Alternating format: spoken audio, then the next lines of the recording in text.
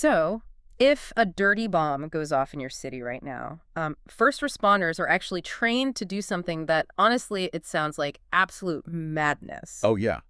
Totally counterintuitive. Right. Because, like, when they pull you out of the rubble and you're covered in this radioactive dust, their protocol actually tells them to completely ignore the radiation. Yeah, they won't wash you. They're not going to, scrub the fallout off your skin. They will treat you exactly like a standard trauma victim, fully aware that you are actively emitting radiation. It's wild. But welcome to the deep dive. If you're listening to this right now, we know you. You're the kind of learner who wants a thorough, clear, and gripping understanding of how the world actually works, especially, when the world is at its absolute worst. Right. Today, our mission is to explore how medical professionals and first responders bring order to the ultimate chaos. We're talking about a mass casualty incident involving chemical, biological, radiological, or nuclear agents. Yeah, the CBRN environment. CBRN. It is, it's the extreme frontier of problem solving. We are talking about scenarios where, like, the air you breathe, the ground you walk on, and the patients themselves are all immediate lethal threats to the person who's just trying to save them. Exactly. And to understand how responders navigate this nightmare, we are unpacking two highly technical, profoundly fascinating documents today. First, we have a clinical practice guideline from the Joint Trauma System. Which is essentially the military's authoritative, gritty playbook on the initial response to CBRN injuries. It's born directly from tactical combat casualty care. Right. And alongside that, we're looking at a foundational 2005 research paper by Dr. David Cohn and Dr. Christy Koenig. This is from the European Journal of Emergency Medicine. And that paper is such a landmark because it explains the specific physiological and logistical reasons why standard mass casualty triage, the rules we have relied on for decades, must be completely rewritten the moment a CBRN agent is introduced into the mix. Yeah, and we're going to get into exactly why that radioactive dirt gets ignored. But to grasp how bizarre that is, we really first have to ground ourselves in what field triage looks like on a normal day. Right, like standard operating procedure. Yeah, exactly. So if there's a multi-car pileup on the highway, what is actually happening when the ambulances arrive?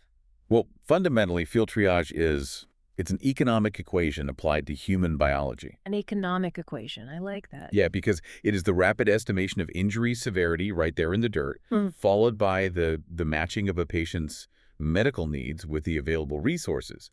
Because if you have, say, 50 victims scattered across an interstate and only 2 medics. They can't treat everyone. Exactly. The traditional doctor-patient relationship is completely suspended. Yeah. You have to categorize them based on who is dying the fastest and, crucially, who can actually be saved. Right, and the most famous system for doing this in the U.S., which is heavily referenced in the text, is START. S-T-A-R-T. Simple triage and rapid treatment. Yeah, START. It was actually developed back in 1983 by the Newport Beach Fire and Marine Department out in California. They were working with Hoga Hospital. Oh, right. I read about this. They did a mock school bus crash. Right. They did. They ran this mock exercise and made a terrifying discovery, which was that their existing triage methods were just incredibly inefficient. First responders were spending way too much time trying to, diagnose individual patients while others, quietly bled to death nearby. Yeah. Oh. So they realized they needed a system designed to identify the specific problems that will lead to death within 1 hour. And they needed to be able to do it in 60 seconds or less per patient. 60 seconds. I mean, think about how fast that is for you listening. You are running up to someone who might be trapped under debris, and you have exactly 1 minute to make a life or death designation. What are they actually checking in that minute? Well, START strips the human body down to just 3 core mechanical functions. It's breathing, circulation, and mental status. Okay, so just 3 things. Yeah. A responder runs up and checks the airway. Are they breathing more than 30 times a minute? Then they check circulation, traditionally by pressing on a fingernail to see how fast the color returns. That's capillary refill, right? Exactly. Or, by checking for a radial pulse at the wrist to look for severe hemorrhage. And finally, they check basic neurological function by just giving a simple command. Okay. And based on those 3 rapid-fire checks, patients are sorted into 4 color-coded categories. Right, the colors. So red is immediate. Those are the people who need a tourniquet or an airway cleared right this second. Yes. Then yellow is delayed.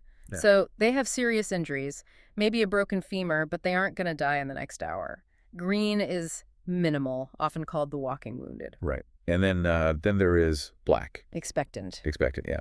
These are patients who are either already deceased or their injuries are so catastrophic that they just cannot be saved with the limited resources available. Which is heavy. It is. In a mass casualty event, a responder has to tag someone black and literally physically walk away from them in order to save 2 reds. God, that's brutal. But the sources also point out that START isn't like a universal language.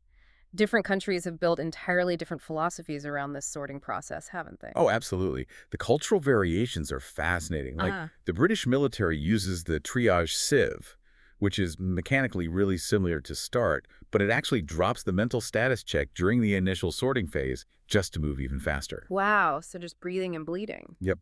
The French, however, they flip the entire concept completely on its head. Right, I remember reading that part.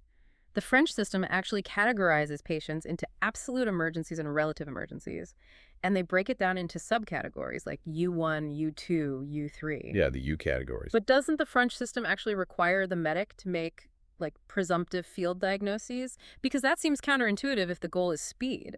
It does seem that way, yeah. It requires a much, much higher degree of medical sophistication right there on the front lines. The French model relies heavily on deploying specially trained physicians into the field to dynamically triage and treat simultaneously. Oh, so actual doctors in the rubble. Exactly. They are out there diagnosing a tension pneumothorax or a specific type of shock, whereas the American START system is designed for, a firefighter or a basic EMT to just say, pulse is weak, tag him red, move on. That's a huge philosophical difference. It really is. And then there's the Italian system, the Caesarea Protocol. Oh, the one with the legal quirk? Yes. Legal, cultural, and systemic structures absolutely dictate these medical algorithms. So Caesarea evaluates consciousness, hemorrhage, shock, respiratory failure, and bone fractures. Okay. But unlike the START system, it traditionally hasn't included categories for dead or expectant patients. Which is wild. Why is that? Because under Italian law, only a physician can legally pronounce a patient dead. Most EMS personnel just simply don't have the legal authority to apply a black tag. So they literally can't formally triage someone as deceased. Right. They have to work around it. Man. So you have all these distinct, highly rehearsed systems. START, the triage sieve, the French U categories, the Italian Caesarea. And they work fine for, a bus crash, a train derailment, or a building collapse. Yeah, conventional trauma. But the moment a chemical nerve agent or a radioactive isotope is released, our sources make it abundantly clear every single one of these systems completely falls apart. They completely shatter. And they shatter for 2 massive, undeniable reasons. Okay, let's break those down. What's the first reason? The first is the threat of secondary contamination. I mean, in a standard disaster, the medic is safe. The twisted metal of a crashed bus isn't going to, jump out and infect the paramedic. Right. But in a CBRN event, the responder is the potential next victim. If a patient is covered in a persistent liquid nerve agent, like, say, VVX. The rescuer can't just walk up. No, they cannot simply walk up, kneel down, and check their airway. The patient is essentially a toxic dispersal device at that point. Wow. A toxic dispersal device. That's a terrifying way to put it. And the second reason the systems fail? The PPE barrier, personal protective equipment. To safely enter a contaminated zone, responders have to wear what we call level A, B, or C protective gear. Like hazmat suits. Yeah, military-grade JSEF chemical and biological protective garments, or an M50 gas mask. I really want you listening to picture this. Try to imagine the actual physical reality of the medic. You are encased in a bulky hazmat suit. Your vision is tunneled through this scratched polycarbonate visor. Your hearing is muffled by the thick hood, and honestly, the sound of your own heavy, raspy breathing echoing inside the mask. And you are sweating profusely because the suit does not breathe. Right. And in that state, you have to evaluate 50 victims scattered on the pavement. You kneel down to check a pulse, but you are wearing thick butyl rubber gloves with cotton liners. You literally cannot feel the radial pulse at the wrist. It's impossible. And you can't use a stethoscope. No, because your ears are sealed inside the mask. You can't check capillary refill because the patient might be covered in a dark chemical sludge, or, maybe it's nighttime and your visor is fogging up. The physical limitations of the PPE make the standard START assessment completely impossible. Okay, let's unpack this. If you have 50 victims and you're in a bulky hazmat suit, you can't even check a pulse easily, you can't listen to lungs, and you're terrified that touching the patient might kill you. How on earth do you quickly decide who gets saved first? You enter the terrifying reality of resource-based, highly austere triage. The text introduces an extension of the START system developed specifically for these extreme environments. It's called SAVE. SAVE, Secondary Assessment of Victim Endpoint. Exactly. And this is for when things have gone completely catastrophic, Yeah. right? When there's no helicopter coming anytime soon. Right. SAVE was designed for scenarios where transport is delayed for hours or even days because the zone is just too hot for ambulances to enter. So, in a catastrophic CBRN delay, triage shifts from an estimation of injury to a brutal calculation of survivability. A brutal calculation. Yeah. The triage system forces you to divide patients into 3 harsh categories. Group 1, those who will survive regardless of whether they receive care. Okay, the lucky ones. Group 2, those who will die even if they receive the maximal care allowed by the limited resources you happen to have in that hot zone. Wait, so even if you do everything you can, they're still going to die? With the gear you have on hand, yes. Can Group 3? Group 3 are those who will actually benefit from the austere, immediate interventions available. And here's the rule. Yeah. You only treat Group 3. Man, that is an incredibly dark calculus. Because you're looking at someone who, in a normal hospital on a normal Tuesday could absolutely be saved. A surgeon could fix them in an hour. Oh, easily. But because you are in a contaminated zone and you only have bandages, a tourniquet, and some basic airway tubes, you have to tag them as expectant. You literally have to look them in the eye and let them go. It is arguably the heaviest burden in emergency medicine. Your intervention has to actively alter their trajectory from death to survival, or you must move on. The logistical and cognitive complexity here is staggering. I can't even imagine. And if a triage officer is overwhelmed, right, they're suffocating in a gas mask and having to make these profound ethical and medical calculations in 60 seconds, the traditional metrics are just way too complicated. So to solve this massive problem of bulky rubber gloves, muffled hearing, and zero time, researchers realized they couldn't just tweak the existing systems. No, tweaking wasn't enough. They had to strip triage down to its absolute barest psychological and physical component. They needed a binary switch. Yes. And the search for that binary switch led them to completely dismantle the gold standard of neurological assessment, which is the Glasgow Coma Scale, or GCS. Right. Normally, the GCS is what every trauma doctor uses to evaluate a head injury, right? Like on a normal day. Exactly. It evaluates 3 specific observable behaviors: eye-opening, verbal response, and motor response. And there's a point system for that, isn't there? Yeah, so you score the eyes from 1 to 4, the verbal from 1 to 5, and the motor from 1 to 6. You add them up, and a GCS of 15 means you are perfectly normal. A GCS of 3 means you are completely unresponsive. But the 2005 paper by Cohn and Koenig argues that in a mass casualty event, especially a CBRN event, we need to completely throw out the eyes. Throw them out. And throw out the verbal. We just need the motor response. Like, can the patient follow a simple command? The data supporting this extreme simplification is just staggering. I mean, the researchers dove into the North Carolina Trauma Registry, looking at nearly 30,000 patients. 30,000? That's a lot of data. Huge sample. They wanted to know if checking just the motor response was statistically as accurate as doing the whole complex scale. And they found that simply testing whether someone could follow a command, meaning giving them a Glasgow Loader Response, or GMR of 6 versus those who couldn't, was nearly as predictive of mortality as the complex multivariable scoring systems. That is amazing. But 30,000 patients is a massive sample size. But they went even bigger, didn't they? Oh, they went way bigger. Yeah. Another study looked at the U.S. National Trauma Data Bank, examining roughly 200,000 trauma patients. Wow. And they rigorously tested the statistical predictive power of these different scales, specifically looking at the area under the receiver operating characteristic curve, the ROC curve. Wait, the ROC curve. Remind me exactly how we measure that in this context. I know it's a statistical tool, but how does it actually tell us if a triage system is working? Sure. Think of the ROC curve as a measure of a test's ability to balance true positives and false positives. Oh, okay. So in triage, a true positive is correctly identifying someone who is going to die without immediate help and tagging them red. A false positive is tagging someone red who is actually fine, thereby wasting precious resources. Right, which you can't afford. Exactly. A perfect test that gets it right 100% of the time has an ROC curve score of 1.0.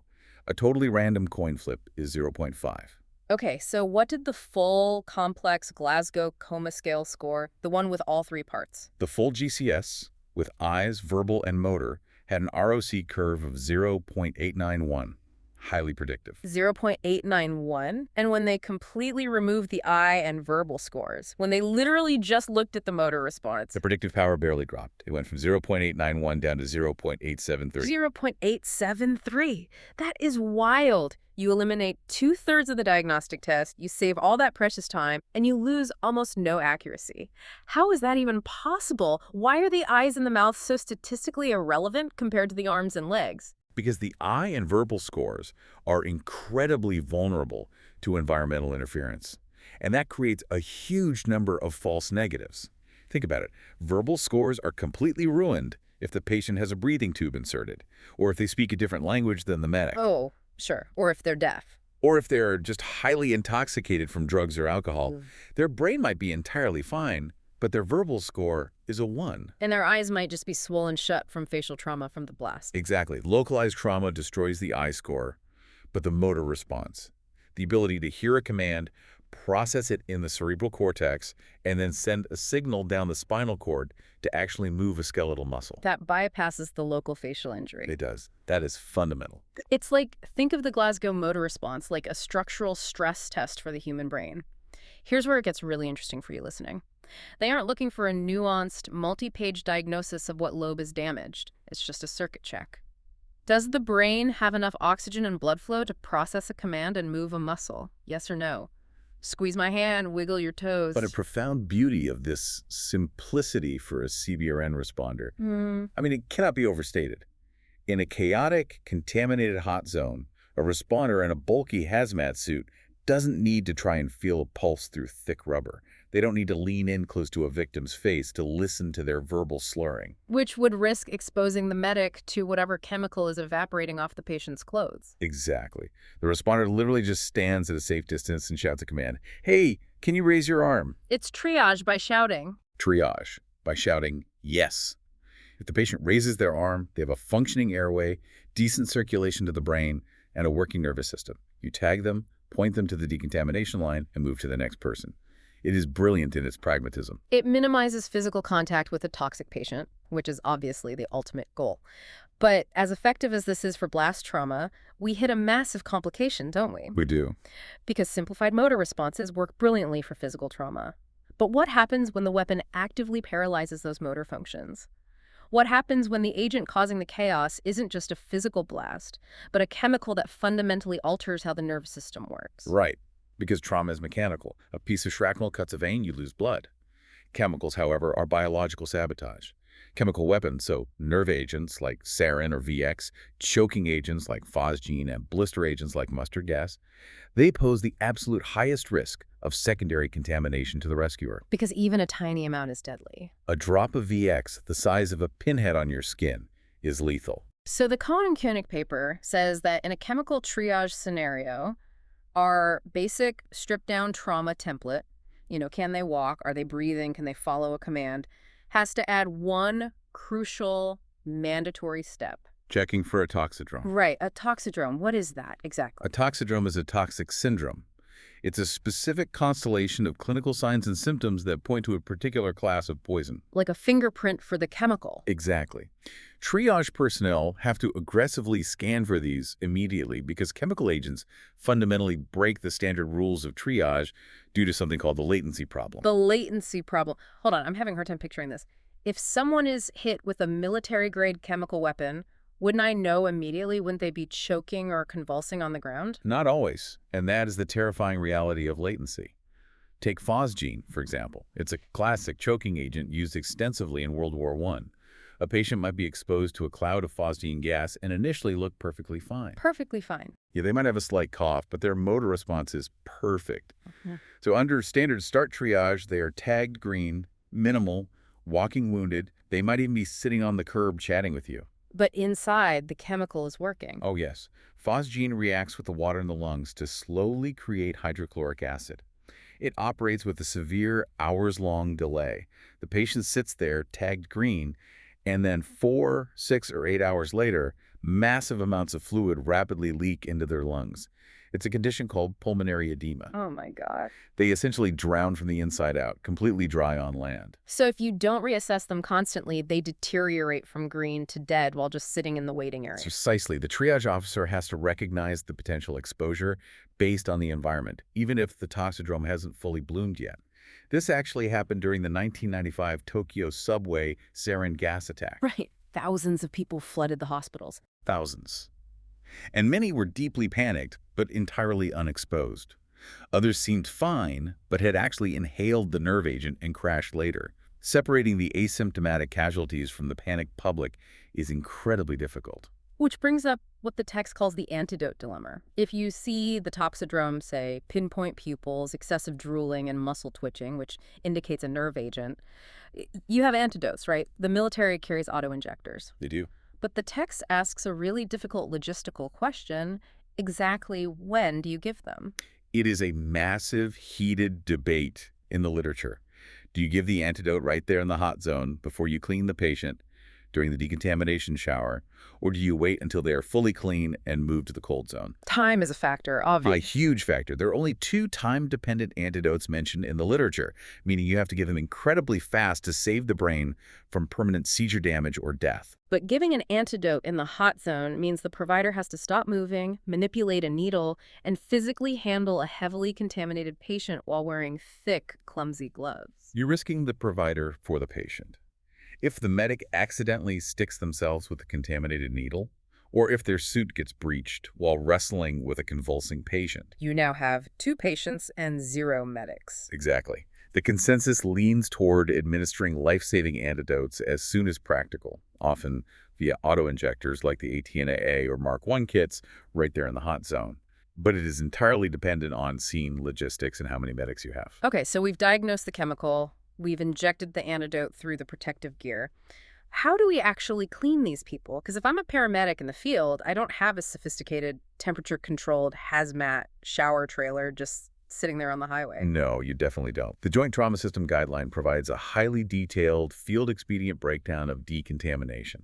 And it is far less glamorous than the movies make it look. I can imagine. The very first, absolute most effective step is what they call the cutout method. You literally just cut their clothes off with trauma shears. Yes.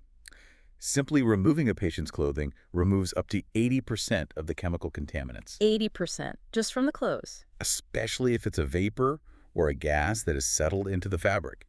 You cut it off, bag it in thick plastic, and move the patient away from it. You have instantly solved 80% of the problem. That's step 1.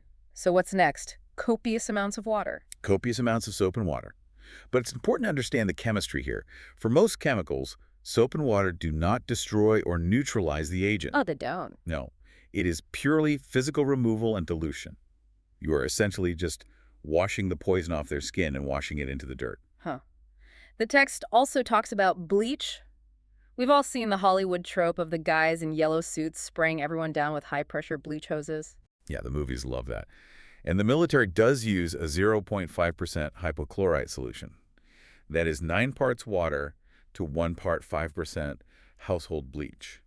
You wipe it on the skin and rinse it with fresh water.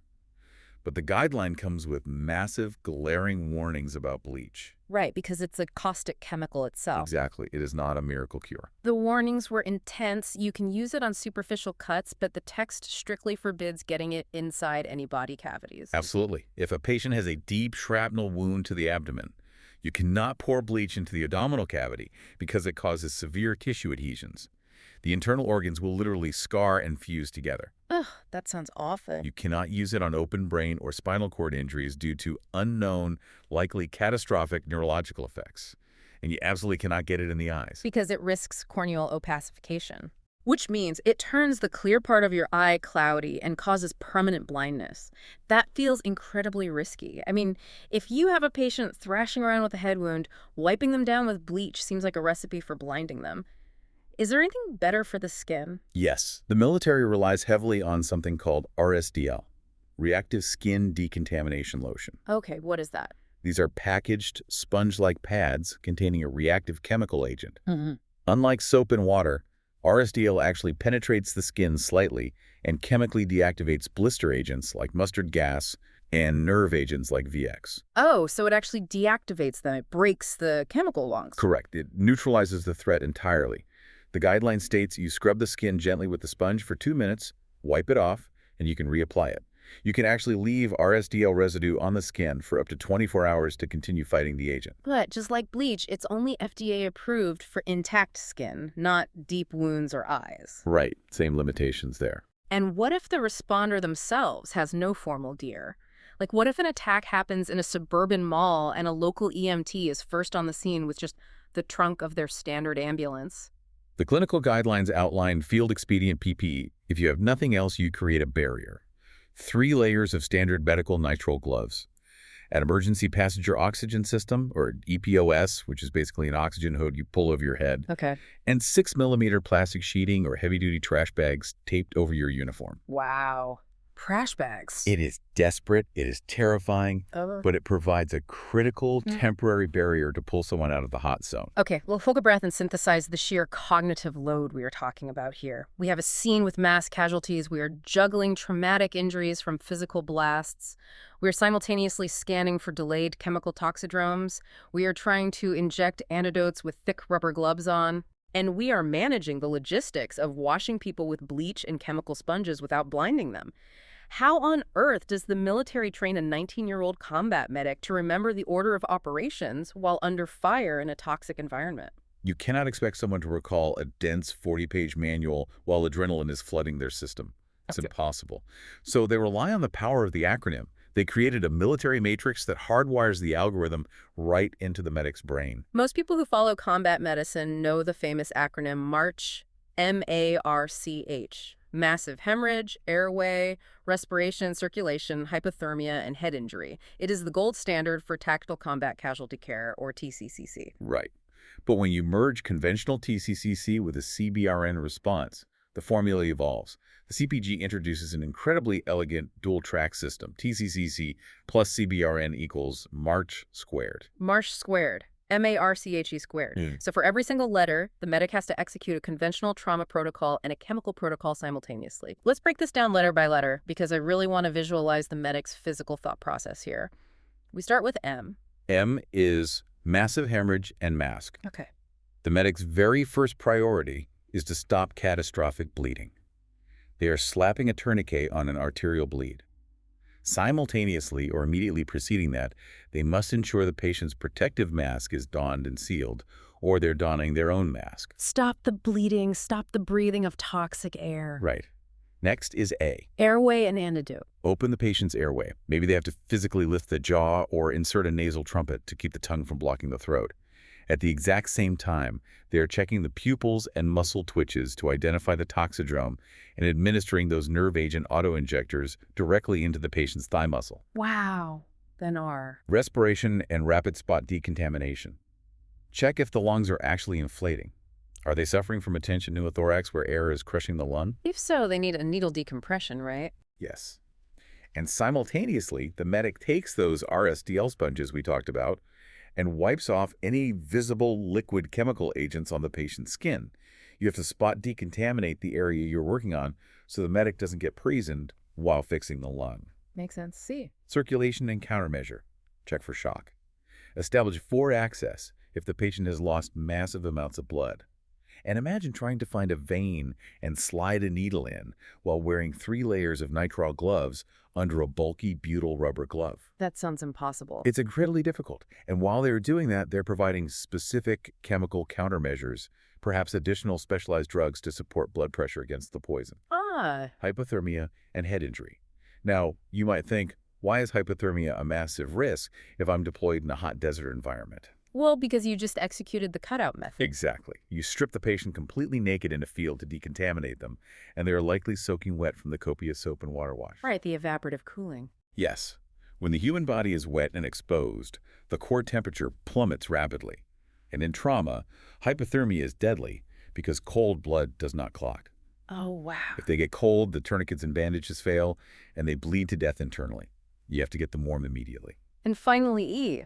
Extraction and evacuation, getting them out of the hot zone and onto a helicopter. I love the visual of this. Think of it like a master musician reading two staffs of sheet music at the exact same time.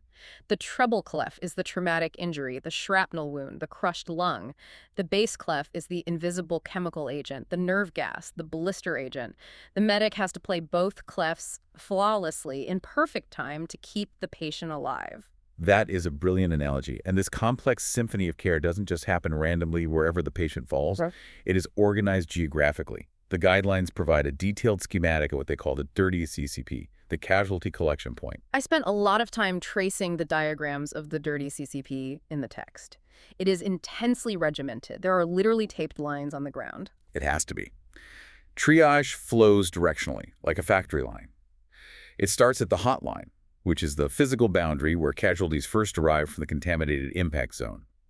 Here, you have shuffle pits for the medics to scrub their boots, and heavy plastic cutout bags for the contaminated gear. And then it progresses. Then, care progresses linearly toward the contamination control line. And the personnel themselves are rigidly separated, right? You don't have medics running back and forth across the line. Absolutely not. The medical personnel are physically divided. You have designated dirty providers. They wear the heaviest PPE, they stay on the hot side of the line, and they handle the contaminated patients. Okay. Once the patient is stripped, spot decontaminated, and stabilized, they are passed across the line to the clean providers. Clean providers are in minimal PPE, and they handle the secondary trauma care. And this segregation extends all the way up the logistics chain, right? You literally have to plan for clean and dirty evacuation platforms. Yes. You assign a specific dirty helicopter or a specific set of ambulances to exclusively fly contaminated casualties. Because if you put them in a clean one... If you put a patient who still has VX off-gassing from their skin into a clean medevac helicopter, that aircraft is now permanently contaminated. The pilots could be poisoned mid-flight. The logistics of maintaining this separation while under fire are staggering. Okay, so we've covered chemicals, which are fast, highly contagious, and require this incredibly rigid dual-track matrix to survive. But as we move past chemicals, we have to ask, what happens when the threat is a radiological dirty bomb or a true nuclear detonation? You would naturally assume the rules become even stricter.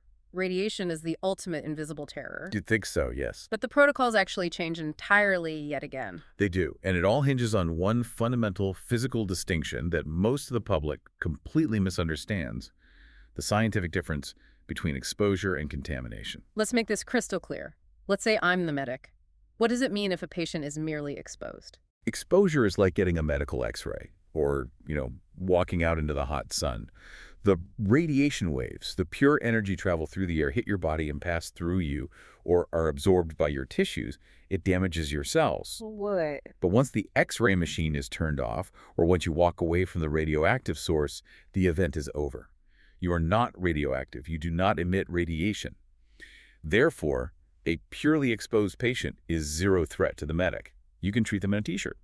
Okay, so that's exposure. What is contamination then? Contamination means the actual physical radioactive material, the glowing dust, the debris, the radioactive liquid, is physically stuck to your clothes, sitting on your skin, or embedded deep inside an open shrapnel wound. So you haven't just been hit by the flashlight beam, you are carrying the flashlight in your pocket. Exactly. In this case, you are emitting radiation. You are a threat to the medic. But the text says you're only a slight threat. That is the single biggest, most counterintuitive takeaway from the entire research paper. Right. If we go back to our dirty bomb scenario at the top of the show, responders are taught to treat the conventional trauma first, regardless of the glowing dust. The radiation is almost never the primary cause of immediate death. Yeah, and the danger of secondary radiation exposure to the medical provider from a contaminated patient is actually considered minimal compared to chemical agents. Let's compare them directly. Sure. If we compare it directly to the nerve agents we just discussed, a drop of VX on your skin will paralyze your respiratory system and kill you in minutes. A fleck of radioactive dust on a patient's shirt, while obviously not healthy, is highly, highly unlikely to cause acute radiation sickness in the provider during the brief 20 minutes they are treating the patient. The priority completely shifts from containment to immediate trauma care. Wait, really? Just taking a shirt off and doing trauma care? That sounds far too simple for something as terrifying as a nuclear dirty bomb. I mean, if I'm a paramedic arriving at a dirty bomb scene and a patient has a severed artery but they are covered head to toe in radioactive dust, You're telling me I don't hose the patient down before putting a tourniquet on their leg? Absolutely not. The clinical guidelines and the 2005 paper are unanimous on this. Yeah. Life-saving emergency procedures, what we call T1, immediate interventions take absolute precedence over radiological decontamination. You stop the bleeding first, period. Because bleeding out takes 3 minutes and radiation-induced cancer takes 30 years? Exactly. The mathematics of survival dictate that you fix the plumbing before you sweep the floor. And practically speaking, executing the standard trauma protocol accomplishes most of the radiological decontamination anyway. How? By using the cutout method again. Yes. Taking off the clothes removes up to 90% of the radioactive fallout. The dust is just sitting on the fabric. Once you cut the clothes away and the arterial bleed is clamped, then you can provide gentle decontamination to the skin with soap and water to get the last 10%. And the text specifically emphasizes the word gentle when washing off radiation. Why does the pressure matter? Because if you scrub the skin too hard with a brush, you cause microabrasions and the skin becomes red and inflamed, what we call erythesis. Okay, erythesis. Yeah, and inflamed skin has vastly increased blood flow near the surface.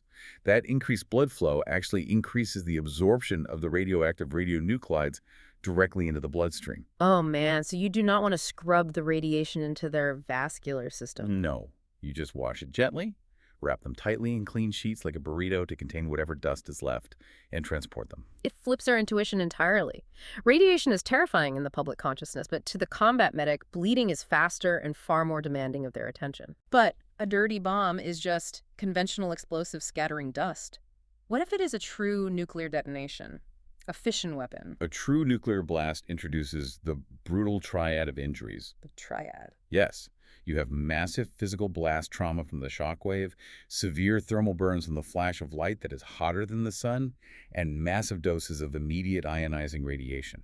How does a medic triage that kind of combined injury? With profound, grim pragmatism. I mean, a patient with conventional physical trauma usually has a predictable survival curve based on their age and the injury.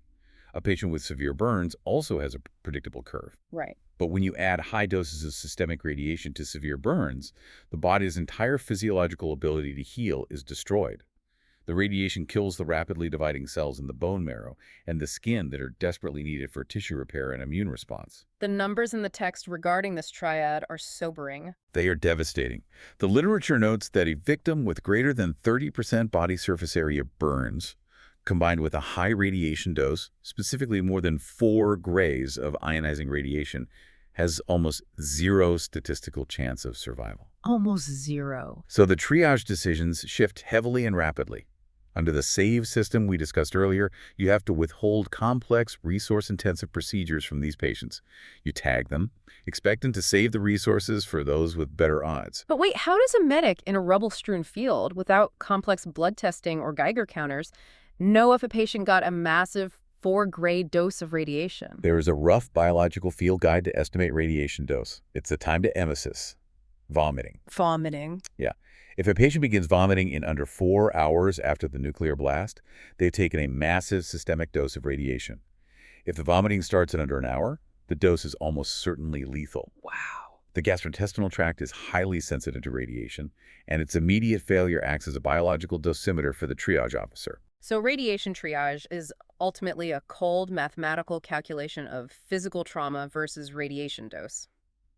Which brings us to our final category of CBRN agents. Biologicals. Right. If radiation is treated with surprising pragmatism and chemicals are a race against time, what about biological weapons? Anthrax, smallpox, what is the protocol there? Biological agents are an entirely different beast. They are all about the waiting game. And the first crucial distinction the text makes is between a covert release and an overt release. A covert release is the classic nightmare scenario, right? Someone silently sprays a liquid pathogen on a crowded subway train, and nobody knows it happened until people start showing up in emergency rooms 3 days later with strange fevers. Right. And standard field triage is completely useless in a covert release. I mean, you don't have a scene to respond to. You need a population-level epidemiological triage system. The text mentions the SERV system. Yeah. Susceptible, exposed, infectious, removed, vaccinated. Yes. It tracks the flow of a population through a disease matrix. It's a public health tool, not a battlefield tool. But our sources focus on the overt release. A terrorist explodes a pipe bomb packed with anthrax powder in a plaza. There is a blast, there is a cloud of white powder. Everyone knows it happened immediately. In that overt scenario, the immediate field triage protocol actually mirrors the radiological response. The immediate life-threatening danger to the victims and the responders is the physical blast from the explosive device, not the anthrax powder. Hold on, you're telling me that if a patient has a broken leg from the blast, but they are covered in weapons-grade anthrax powder, that powder isn't a massive immediate threat to me as the medic? Shouldn't I be terrified of inhaling it? You should be cautious, obviously, but actually the immediate risk is lower than you think. Really? Yeah. Unlike chemical nerve agents, which are highly volatile and constantly evaporating into deadly invisible gas, biological agents are particulate matter. They are physical spores. Okay, so they just sit there. Right. The risk of the pathogen re-aerosolizing off a patient's clothes in sufficient quantities to cause an acute infection in the responder is actually quite low. Furthermore, human skin is an incredible piece of biological armor. Right, the skin keeps the outside out. Exactly. Intact skin protects against almost all biological agents, with the rare exception of a few specialized things like mycotoxins. The anthrax can sit on your forearm all day long as you don't have an open cut and you don't rub your eyes or inhale deeply directly over the powder. So what is the decontamination process for a biological attack? Do we bring the heavy bleach solutions back out to kill the scores? No. Decontamination for biologicals is surprisingly mundane. Copious soap and water. In fact, the CDC specifically and strongly advises against using bleach on patients for biological agents. Wait, no bleach at all? No bleach. It is unsafe for the skin, it risks the eye damage we talked about, and its actual efficacy in killing spores mixed with dirt and blood in a field environment is highly questionable. You simply wash them thoroughly with regular soap and water. So to bring it directly back to you, the listener, if you are ever, God forbid, caught in an overt biological incident, the best thing you can do for yourself is to find a shower and just wash thoroughly with regular soap and water.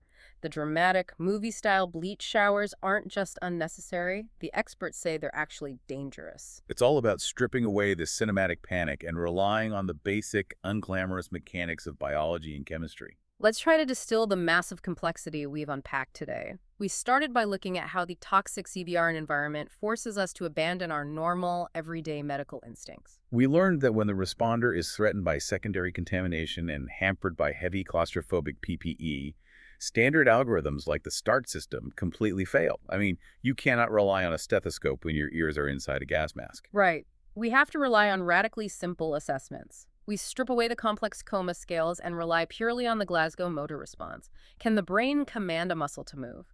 A simple binary structural stress test of the nervous system.